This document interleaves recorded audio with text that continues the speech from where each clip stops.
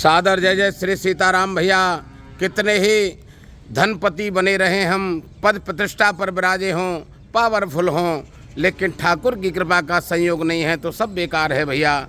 यह जो ठाकुर जी की कृपा अलौकिक बरसती है, प्रतिदिन गौ माँ के दर्शन हो रहे हैं, गौ माँ की सेवा करने का भाव हमारा आपका जग रहा है, तो समझ लेना जीवन में अलौकिक आनंद आने वाला है।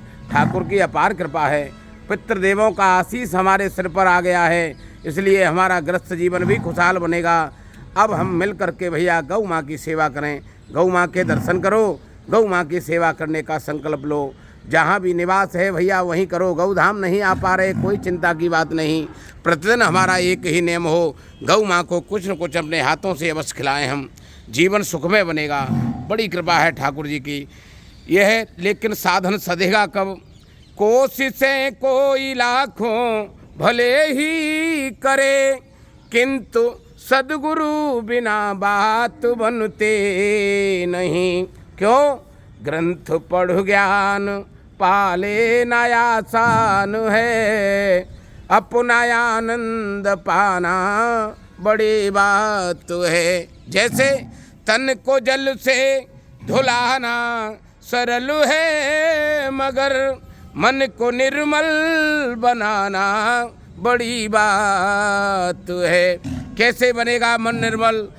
हमारे आपके जीवन में किन्हीं सदगुरुदेव भगवान का प्रवेश हो जाए, नहीं हो पाया है।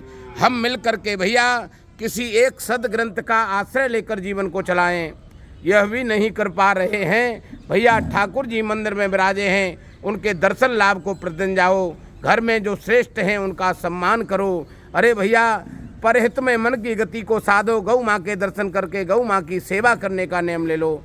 यह छोटे छोटे उपाय जीवन में आनंद भरने वाले हैं। मन को तो निर्मल बनाएंगे कि जीवन भी आपका आनंदमय हो जाएगा। इसलिए सबसे करबद्ध प्रार्थना, ग्रस्त जीवन चल रहा है, उलझनों से भरा हो सकता है, होना चाहिए, घबराना नहीं है। मध्य में श्री राघव जी को विराजो और भैया अपने दिव्य कर्म को गति देना प्रारंभ करो, गौ माँ की सेवा करो।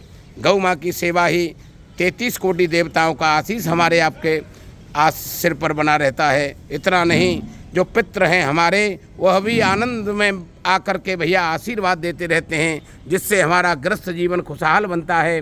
विघ्न बाधाएं आ रही हों, बीमारी ने घेर रखा है, व्यापार नहीं चल रहा है, मन टेंशन में रहता है, अरे लाला सभी परेशानियां आपकी सूक्ष्म बनेंगी, अलौकिक कृपा बरसेगी। लेकिन ये साधन एक ही साधने से होगा, हम और आप मिलकर गौ माँ की सेवा करें। यह गौ माँ की सेवा हमारे परिवार में पुरानी है भैया। हमारी दादी माँ सभी करते आ रहे हैं। प्रथम रोटी जो भैया रसोई घर में भोजन में जो प्रसाद बनता है, प्रथम रोटी गौ माँ की निकलती है, आज भी निकल रही है। यह निरंतरता में बनी रहे, हम मिल करके गौ माँ की सेवा करें, आनंद ही आनंद है। भज मनु नारायण नारायण नारायण।